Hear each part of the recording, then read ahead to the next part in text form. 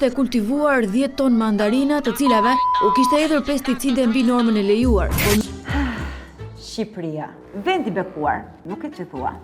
Klimë zetare, katërsim plota që favorizojnë rritje natyrore të frutave dhe perimeve plot me vitamina minerale për të eksportuar.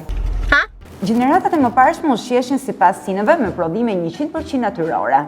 Sot, makuteria e njerëzve për të patur ushqime jashtë sezonit të tyre sjell prodhime të mbushura me kimikate. Oh boy.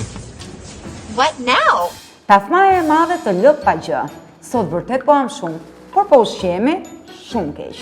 Here are the ingredients for very expensive urine. Who the fuck would eat that?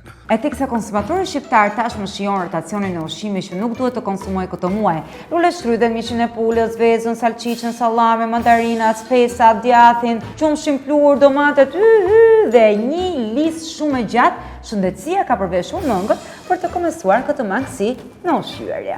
Në rastet ka plasur cipa ty, unë jam burr me namus.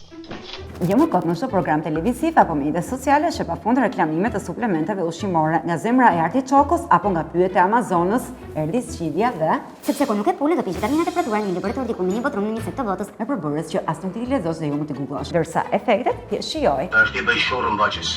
Të dhem koka, merr një aspirin. Okay, let's go. Dhe një kur me 32 kokra magnez. Disappointed! Mikët shqiptar mbushin receta dhe të tregojnë edhe tek cila farmaci duhet të shkosh që ti marrë suplementet.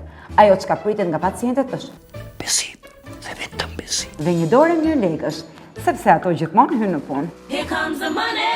Here we go.